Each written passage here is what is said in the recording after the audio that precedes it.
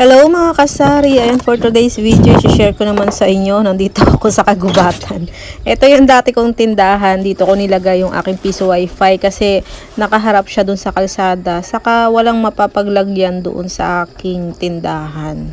So dito ko siya inilagay para yung mga bata ay huhulog na lang at tatambay dyan sa harapan. Mas malaki kasi yung tambayan dito kumpara doon sa harapan ng mismong tindahan ko. So itong tindahan na to ay hindi ko pinasira, pero may natutulog ditong maglalasing. So yan, binuksan ko na, hindi ganun kalakas yung piso wifi dito kasi konti lang naman yung wala nang internet dito. Karamihan sa bahay dito may mga kanya-kanya. Ayan, na-share ko na rin sa inyo dati sa vlog ko na nag-avail na rin ako dati ng piso wifi. Kaso hindi ganun kaganda yung piso wifi na nabili ko. Ngayon, after 2 years siguro, nagpalagay na ulit ako ng piso wifi pero ibang seller na to. So, maganda ito. At naisipan ko maglagay ulit dahil yung mga nagpapaprint, nagka-cash out sa akin ay kailangan nila ng internet bago sila makagawa ng transaction. So, sa piso nila pwede nilang ma-access lahat. GCash, YouTube, Facebook, lahat. Hindi katulad ng Facebook 10, Facebook lang. Saka marami pa rin naman batang mga nakatambay diyan sa dahil nga bagong gawa yung kalsada dito. So, ginawang tambayan, may basketballan pa dyan, may kubo pa diyan na nakalagay. So, yun ang ikinaganda, kaya dito ko inilagay din sa lumang tindahan ko yung bagong piso wifi ko. Itong piso wifi na to, natatakot yung asawa ko kasi baka may kumuha, kasi yung iba diba may mga bakal pa. Dati nung unang piso wifi ko, nagpapa-welding ako ng ganun. Gusto ko sanang ilak tong lumang tindahan kaso nga may natutulog dito. So yan, ang mga bata naman dito mababait. So ito yung pwesto ng luma kong tindahan. Nakita nyo naman kung gaano kaliit yung tindahan kong pinagtiyagaan. Diyan ako nag-umpisa. Hindi lang dyan, nagsimula ako sa alambre lang, na-share ko na yun sa inyo. So yun yung antena niya mga kasari. Doon ko pinakabit sa asawa ko para malayo yung abot ng signal niya. So ito, nandito tayo sa kalsada sa likod ng tindahan ko. Abot doon hanggang sa owner yung signal. So yung mga bata tumatambay lang doon sa kalsada. Pero pag pumasok sila sa bahay, hindi na sila nakakakonek kasi may pader. Wala kasing wall penetration, yung tumatagos sa pader yung signal. Yun sana yung maganda kaso wala daw ganong piso wifi siya. Yun sana ang gusto ko, na kahit nasa loob ng bahay yung mga tao ay nakakakonek sila. Pero okay lang daw kahit nasa terrace silang kumunik. So yan na. Ayan ang pwesto. Isaksakan tayo dyan. May outlet pa rin dyan. Hindi ko tinanggal yung outlet doon sa lumang tindahan. Nakita nyo naman kung gaano kagulo dito. Hindi ko siya malinis kasi nga may natutulog diyang maglalasi. Nasa loob na ako ng tindahan. Ito na. Magkano kaya ito lahat? Sana ay malaki. Ay mga kasari, ngayon ay bibilangin na natin tong coins na to at dito natin ilalagay. By 100 ang ating pagbilang dito. 100 na tigli 5, 100 na tigpipiso at kung makakaabot ng tig sa 10 100. Para kung i-deposit natin sa bangko ay mas madali. So ita timelapse ko na lang para mas mabilis.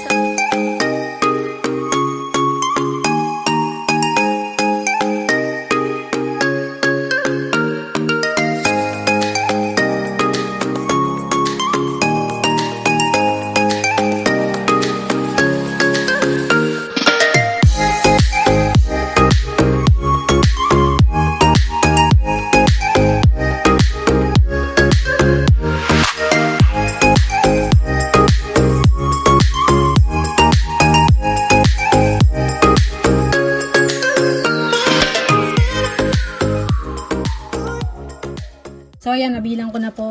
Ito ay tigwa 100 na tigpipiso. 1, 2, 3, ay 500 pala to. 3, 4, 5. So, yung na plastic po ay 500 na tigpipiso. Tapos, ito ay 100 na tigli 5. So, 500. Dalawa siya. So, 1,000. Ito ay 1,500 na. Tapos, itong isang tayo na ito, 100. 1, 2, 3, 4, 5. Di 500 na. 2,000 na siya. Tapos ito ay tig to 20. Di 60. Ito ang tira, 29. Ayan, ang total na nabilang ko ay 2,089 pesos. So, yan naman ay lampas sa isang buwan kasi hindi ko kagad siya nabuksan. So, ngayon mga kasari, connect tayo doon sa ating piso wifi para ma-access natin yung ating portal. Pag nakakonect tayo sa wifi ng ating piso wifi, ay syempre meron niyang app. Ayan. Dito tayo pupunta sa kanyang app. Diyan makikita kung ilang client ang connect ngayon at kung magkano yung day sale mo. So yan. So dito makikita mo kung tugma yung pera mong nalikom doon sa total sale dito sa app. I-check ko yung kabuuang sales simula nung inopen ko, simula nung nag-start yung Piso Wi-Fi hanggang ngayong araw. At ito total ko yung dalawang na-harvest ko. 2 beses pa lang ako nakakapag-harvest. So, i-check ko kasi minsan nadadaya daw yan. Meron silang pinapasok na pera tapos hinihila din nila pabalik. So, ganun. Di ko alam kung kaya nilang lukohin yan. Ayan. So, yun. I-check natin. Maganda rin yung Piso Wi-Fi. Medyo mahina lang dito sa amin kasi nga hindi nga nila bet yung pahulog-hulog. At yung iba may sarili na ring Wi-Fi. Yung ibang kapitbahay nakikiconnect na rin sa ibang Wi-Fi ng kapitbahay. So, medyo nahuli na tayo sa pagpapakabit. Dati kasi nagpakabit na ako nung first time ko magka-Wi-Fi. Actually, kaya gusto ko magka-Wi-Fi ng sarili namin dahil gusto ko magka-Piso Wi-Fi. Tapos, yung unang purchase ko, yung unang bili ko ng Piso Wi-Fi, palpak, hindi talaga siya gumagana kahit ilang metro pa lang, 5 meters pa lang, hindi ka na makakonect. So, pinarefund ko doon. May vlog ako noon. Magaling sanang kausap yung seller. Taga Batangas siya. Kung kukuha kayo ng Piso Wi-Fi, siguraduhin nyo na sa malapit lang yung pagkukuha nyo para doon sa after sale support. Kung magka-diferensya after ilang araw nyo mabili sa kanila, madaling habulin yung sellers. Nag-try ulit ako after siguro mga 2 years. Nag-try ulit akong kumuha ng Piso Wi-Fi. At yun, maganda yung Piso Wi-Fi ngayon na nakuha ko. Sobrang layo ng abot niya. Yung iba ay hindi na sila tumatambay dito. Malayo, as in malayo. Tinesting ko pagkakabit ni Kuya. Kaya sabi ko, ang laki ng diferensya doon sa unang kinuha kong Piso Wi-Fi. Kaya kailangan kung kukuha kayo ng Piso Wi-Fi, hindi lang kayo dapat magpapakabit. Alam nyo rin yung kalayo dapat ang abot nun. Kasi malulugi kayo kung hindi ganun kaganda. Lalo na doon sa range ng connection niya na maaabot. So, pwede pa siyang palayuin yung Piso Wi-Fi na yan. Kaso gagastos ulit ako ng mga 2,000 para doon sa panibagong antena. So, sabi ni Kuya, antay ko daw munang masambot ko yung puhunan at magkaroon ako ng ipon galing doon sa mga harvest ko na kita, saka ako magpakabit ulit ng another antenna para mas malayo pa yung abot ng signal. So, yan. So, pinag-iisipan ko pa, hindi ko pa alam kung may matatarget pa akong customer sa mas malayo kasi hindi ko alam kung mag-effort silang maglaka dito para maghulog ng pera.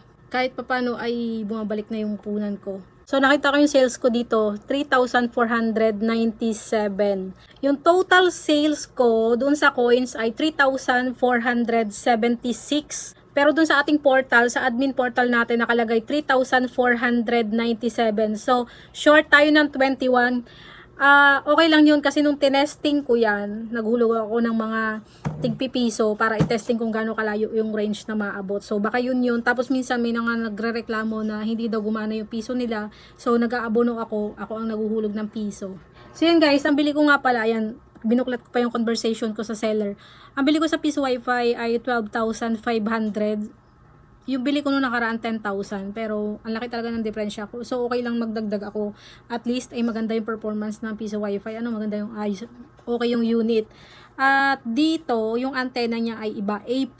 Hindi katulad nung nilagay sa akin nung una, Comfast ba yun? Magkakaiba kasi yung antenna, doon nagkakatalo, doon sa specs din.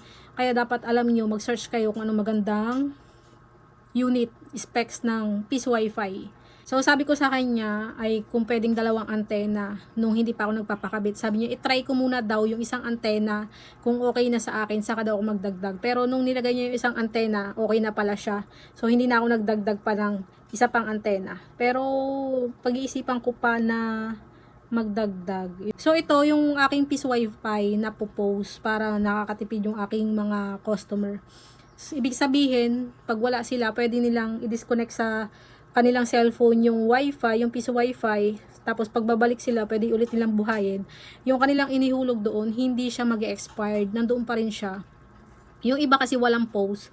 So, ang kagandahan dito, mawiwili yung mga customer na maghulog. Mga taga Batangas, ayan, comment kayo kung gusto nyong mag-avail doon kay Kuya ng Piso Wi-Fi. Napakadali niyang kausap, pumunta agad siya sa akin after ko sabihin na magpapakabit na ako. Nagdadalawang isip pa rin nga ako nung huli.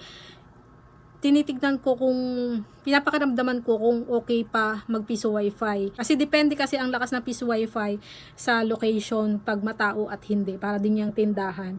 At kung tatangkilikin ng tao o hindi. Sa akin, okay na to. Kasi hindi naman kasi matao dito sa amin. So okay na siya. Dagdag na siya sa pambayad sa internet. Yan lang sa video ito ang isi-share ko. Salamat sa inyong panonood. Sa hindi pa nakasubscribe, please subscribe sa aking YouTube channel, Lizel Domdom. Salamat. Happy selling. God bless.